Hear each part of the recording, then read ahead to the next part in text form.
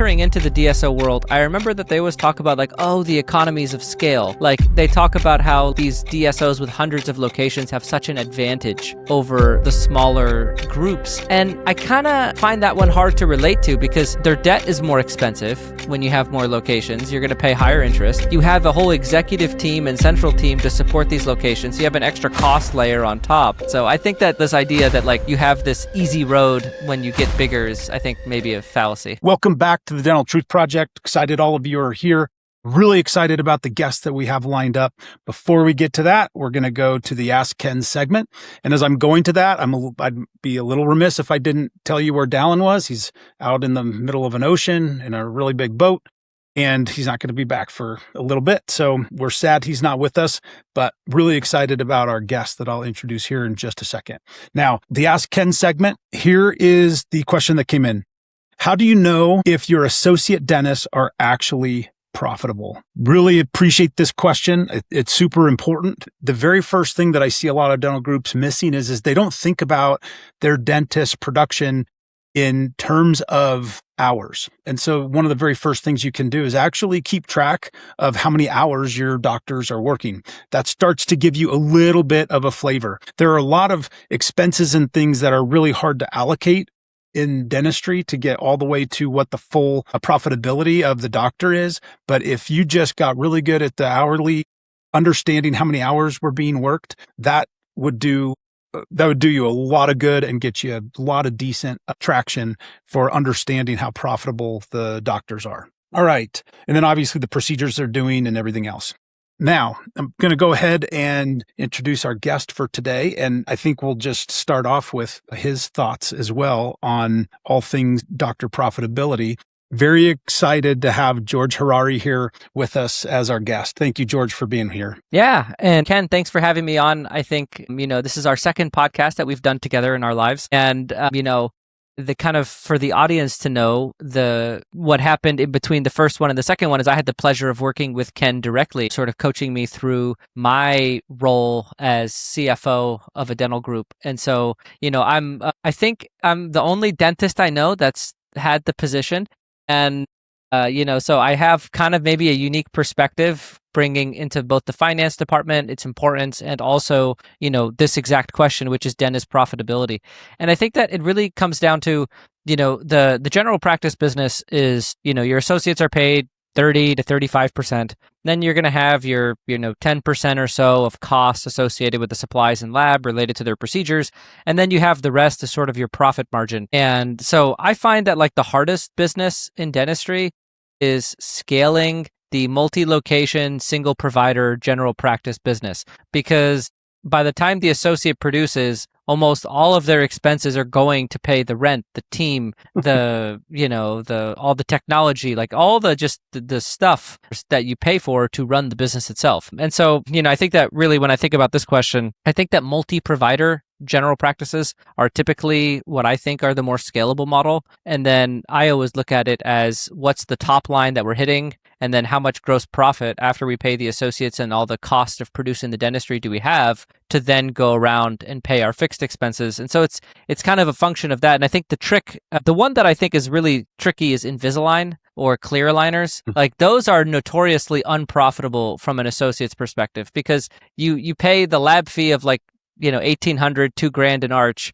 Then you pay the associate 30%. And then with the number of visits that they have, it ends up becoming a pretty tough value proposition for like an absentee general practice owner. And so I think that that's kind of the one to look out for. I know that, you might have, let's just say you have somebody who's doing a lot of Invisalign. They could have a lot of production. It might not be very profitable for you. But I think outside of that, I think it's more about the kind of like what Ken said, the production per hour and the top line figures. And then it's all about output per unit time and then, keeping your supplies and lab in order. Perfect. Hey, I appreciate you pending on that. That was fantastic. I think what we want to do is, if you want to go ahead, George, and take a couple minutes and talk to us about what this dental truth is that you want to talk about today, maybe set the stage for us, and then we can dive right into the topic. Yeah. So I think that, one of the things that maybe is the dental truth that I want to talk about is if everything is working in the four walls across all of your locations, then everything else can be fixed. And if there's a problem in the four walls, then anything you do above the four walls isn't going to fix those problems. And so I think that, like, as you get to number of locations and as you grow, it's very easy to deviate from what is occurring in the four walls. And I think that, we had this capital partner for a period of time, and they invested in restaurants, bars. It was all the same. And they kind of had this philosophy that if the box works, everything else can be fixed. But if the box doesn't work, then you're kind of toast. And so I think that that's something that, Ken, with kind of both of us, you more than me, but both of us with, finance as the way that we see the world, I always think of unit economics and cost structures at the location level. And if you have those things in place and you're driving enough revenue at the store, then you should be in good shape. But I think a lot of times those fundamentals aren't there, and then you get more revenue, but you're not necessarily profitable. And that can be a tough spot. That's right. And the worst scenario of that is when what's happening in the four walls is not functioning well. And the thought process is, hey, let's go bring in some new executives, or let's bring in a bunch of expensive people to go do a bunch of things. And all that does is it increases now your external cost. And most likely it's going to damage what's happening inside of the four walls. Maybe there are some good things that are happening there, and they're worth salvaging to some point. How do you react to that? Well, I think that, entering into the DSO world, I remember that they always talk about, like, the economies of scale. Like, they talk about how, like, these DSOs with hundreds of locations have such an advantage over the smaller groups. And I kind of find that one hard to relate to, because their debt is more expensive when you have more locations. You're going to pay higher interest. You have a whole executive team and central team to support these locations. You have an extra cost layer on top. And so I think that, like, people don't realize that you actually have to get pretty shrewd at the location level when you grow a multi-location group, because you have added costs on top of the locations that maybe a single practice operator doesn't have. And so I like, maybe your supplies are cheaper, but you have central costs, executive team, and higher interest debt that I think wipe out those advantages. So I think that also this idea that, like, you have this easy road when you get bigger is, I think, maybe a fallacy. Yeah, it's so true. It's so true. And the thing about the four walls is you kind of know what you're working with. But as soon as you jump out and say, we're going to start growing and doing these other things, that's when I've seen the real damage in the industry occur, because they just start to load up a bunch of people that are going to do this and do that, and we're going to centralize this, and we're going to make this happen. And then stuff doesn't work in dentistry, especially technology and things. It's a very, very difficult. I mean, maybe if I back up, I should just say dentistry is hard. It always has been hard, but COVID created a new layer of hard. Inflation has created a new level of hard. Still love it. Still want to be here. I wouldn't want to be anywhere else. And I know you probably feel the same, George, but it's a slippery slope when you start to just add costs that are going to make things more efficient. All you need is to do the efficiency right there in your dental practices, and you'll be good to go. Well, and I think one of the hardest ones is centralization of functions, right? So it's like we say, okay, we'll take all the insurance verification from the practices and we'll do it centrally. And it's like, well, are your costs at the practices going to be the same?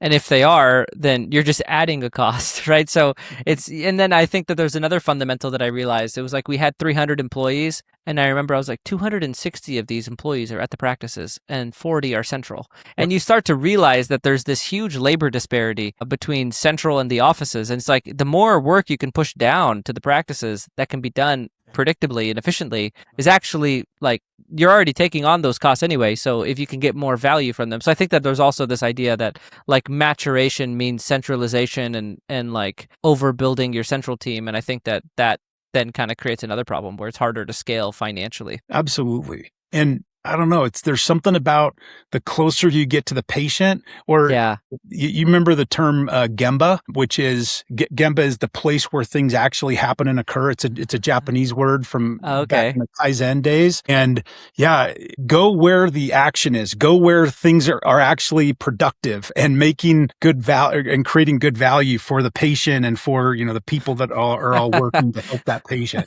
Yeah, the title of this episode should be Gemba, because it's funny, because that's, like, I think the thing that as you scale, you get further and further away by design from the value creation that the organization is built on, which is patient care services, right? And then I think it's the delivery of that and the management of that becomes, you grow levels to your company, and then all of a sudden you're further away from the action. Yeah. Yeah, that's right. Yeah, that comes out of the Toyota way and, all that efficiency stuff, which I'm kind of a geek around. But anyway, so what other things are you thinking about in terms of, what needs to be improved in the industry? What are you thinking about when it comes to? So I think that, when we chatted before we spoke, I asked, who's listening? And you kind of mentioned primarily it's that, 5 to 40 location group. Right. So maybe if I look at that individual, I think that there's I wrote an article on Dental Town recently about, people selling when they're burnt out. And I think that there's this, maybe there's this need for, when you're in that phase, you sometimes have to be patient through multiple years of stabilization and margin optimization and EBITDA growth before you're in a good position to sell. And I think that, a lot of times to get into that phase, you're a dentist who then takes like a major income hit or something, right, to get into that phase of growth. And then all of a sudden, maybe there's a bit of a timer on you where like, okay, how long can I sustain this? I think from my experience, I went from being a chairside clinician to being an executive, and there was a pay cut that associated with that where I was providing less direct value, but I had more time to focus on the company. And I think that that focus on sustainability and that focus on putting yourself in a situation where you can be patient and you can last. Because right now, I think we can see that, the dental market investors have cooled off on our industry a bit. And so, these things are cyclical. And so, you need to be able to wait out a cycle and kind of stick to what you're doing and improve. And, I think that there's definitely a conversation about sustainability that I think is important to have. And then I would say the other one that I think is important to have is an observation, so our track record is we're general practitioners who started an implant-focused DSO where we do, we take general practitioners, we train them up on how to do implant dentistry, and that's kind of our niche. And when we go to trade shows like the ADSO conferences or any of the conferences where we get in rooms with our peers, one thing we notice is that there's a high concentration of general practice acquisition groups where there are people who are primarily acquiring and integrating general practices. And if you are one of those people, there's an existential question that's facing you that you may or not be aware of, which is what makes me different is one thing you should have really good answers for. And then the other one is why does it make sense for all these practices to be together? And you need to have really good answers to those questions. And so I think that if I was speaking to your audience, I think those would be the two things I would harp on is one, put yourself in a situation where you can be patient enough to get what you deserve for what you're doing.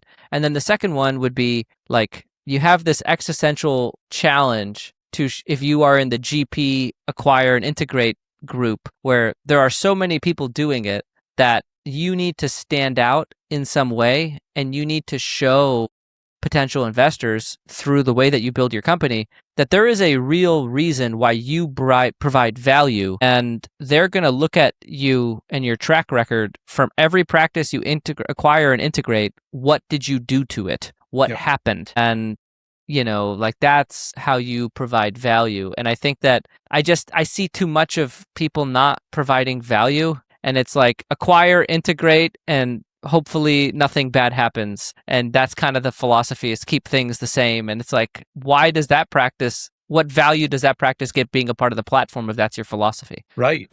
And why should I be buying a dental practice that's just going to keep doing what it's been doing? If I was to buy it, that's just a dollar in, dollar out, what difference was made as opposed to how is there going to be value added to the process? Exactly. And the whole idea historically was arbitrage, right? Where it's you buy it at 6x, you sell it at 10 or whatever. And that private equity is smartened up to the point where they're realizing that that's not a sustainable business, right? What is a sustainable business is that we have this platform, we identify acquisition targets with these criteria, we add this value afterwards so that they benefit financially from being a part of our platform. Like that, now you have something that's differentiated, you have something that has value, but I think that like I look at a lot of the people in our space that are acquiring and integrating practices, and I just don't see enough of that happening. And so I think that if a lot of them are listening, then I would want them to know that the truth is that you need to like really focus on being different and adding value and having a compelling argument for why does it make sense for all these practices to be a part of one company. Yeah. And that would be, I would just add that as one additional argument to the two that you just stated there. And that is, if you don't have a process and a system that is repeatable and scalable over time, you don't really have a business that you should be selling. Yes, totally. Yeah, because that's something I learned is like when you get in the room with private equity, they're talking about tens of millions of dollars at the entry level, right? And, at higher levels, it's hundreds of millions. But like at the entry level to our audience, they're looking at tens of millions of dollars, right? So for a private equity firm, they're saying, I got tens of millions of dollars of dry powder that I'm going to put in something. Like, what are you going to do with this money? And you need to show them a historical track record of consistency so that they have belief that the tens of millions of dollars will be consistently invested well and handled. And so, Ken, maybe I have a question for you. If you're talking to this GP, acquisition-based DSO, like how do they stand out and be different? I think that's something that it's like I have a few ideas, but I think that maybe for them, they look at each other so much that like, what do you see as differentiation opportunities, things that they can work on so that by the time they go to investment, they could show that we are different and better than our competitors for these reasons? Yeah. So my number one answer to this question always, and I'd say it might even be 90% of my total answer, is build something to sell it. And what I mean is you're building this amazing company over time. Yeah. And you're figuring out what are the ways to extract value from the marketplace to help you build and grow, what you're passionate about. And so I think there are plenty of GP practices, if they were focused on being operationally so efficient and having an amazing, acquisition arm for patients and retention of those patients. And ultimately, George, to me, it always comes back to the culture. Because all of those things, like if you're going to build a GP practice and there's a lot of competitive practices all around you, like there's a lot of work you got to do. And there's a heavy lift. I think for somebody who wants the operational challenge, there's tons of opportunity, tons and tons. Do I have energy to go do that today or tomorrow? No, I've been there, done that. But I see there are still so much opportunity for that, because if you could become the platform to help a private equity group grow because you're so efficiently capable and your processes and systems are dialed in and you've proven to yourself and to the buyer that there's scale still left in all of this, I think there's opportunity there. And it's, kind of the invisible DSO concept where it doesn't need to have a big fancy Heartland brand name associated with it. Yeah. The invisible DSO is an interesting concept. I mean, they broke a record. So I think that, it's been interesting. I think that to your point, it's interesting because like one thing that when I was going through the process, I thought, okay, private equity, they look at the last 12 months. And I kind of had this idea that, if we're in 2026, that 2021 is sort of out of sight, out of mind. And when I went through the process of like actually talking to some private equity firms, I realized that they go back as far as they have access to, and they judge you all the way from the beginning. And I think that was kind of a bit of a surprise to me. And I think to your point, like operational efficiency and adding value, like that's something that like, when you're building your company, something that you might not realize is that every month that passes, you are building historical track records, right? And so it's like to build it, to sell it, you have to kind of build it with that narrative that you plan on selling, right? Is if you're going to say like, yeah, we do this, this, this, and this is where we add value, then you need to do that now so that there's a fact pattern that can go backwards and sort of corroborate your story. And so that's something that like I think I didn't know as well that I've learned over time that I wish I had known earlier. The one other thing I'll just add from my comment and some things that you stirred for me just as you were talking is the reality is the type of business I was describing. It's the type of business that if you build it the right way, structure it the right way, you'll never want to retire. It's going to generate cash flow and its systems and processes work and it's got the culture and it's got everything that it needs. Now, you could still sell it, but by the way, you're going to get far more multiples on your EBITDA for that type of a business than one that isn't structured the same way. Yeah, absolutely. And I think that, like it's one of those things that you put in all the work, but if you have maybe a little more foresight into what you're shooting for and you can maybe be more intentional about some of the decisions you make along the way, then I think that you're going to put yourself in a much better position. And I think that, my answer to this question is a couple of points. The first point is central cost delivery, right? I think that if you can deliver central cost at a lower percentage of revenue than your competitors, then I think that you have a value proposition there in that efficient delivery of central support services. I actually think it was you, Ken, that had taught me this concept that you're operating multiple businesses. You're in the business of the four walls, and then you're in the delivery of corporate function, right? Mm-hmm. And if you can deliver your corporate function efficiently and at low cost, then that's an edge. I think the other one is if I've noticed that DSOs, they kind of all acquire the same type of practice. It's the 8+ operatory multi-doctor practice with a minimum of 2 million in revenue. They kind of all shoot for that one, right? So it's if you're a private buyer and there's some bigger fish in your sea, you don't even see those opportunities because the brokers know that if they call their kind of local DSO, that'll get scooped up, they'll get their commission, and that practice will be moved on quite quickly. And so I think that there's something to be said about building a strike zone. You need to have a disciplined approach to which types of opportunities you move on, but trying to build that strike zone in some of the less competitive areas of the marketplace and trying to build your value proposition on adding value to some of the less desirable assets, I think is also a differentiator, right? Where if these private equity firms are looking at 10 GP DSOs, they're going to ask 10 GP DSOs, what is your acquisition profile? And they're all going to give a very similar answer. And then you're going to say, yeah, they're all doing this and I'm doing that. And I think it's just those types of nuances that if you really think about those in advance, I don't think I appreciated how much differentiation matters until I got in front of folks who had seen a lot of things and been like, oh, this is different,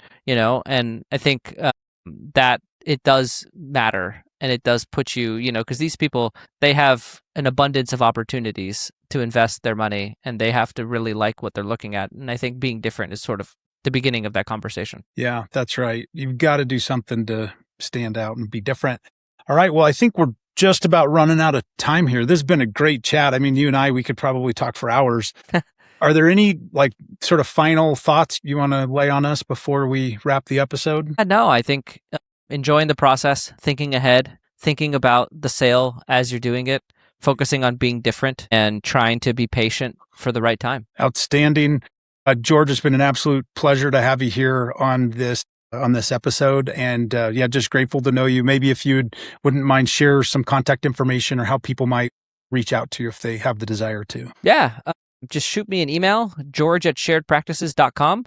Any comments, questions, or concerns. And also, I have social media assets, so you can go to my Instagram and DM me directly. And look forward to hearing from anyone who's listening and has a question, a comment, or concern. Perfect. And then I've got one last thing I'm just going to slide in. I know you guys just went through a transaction.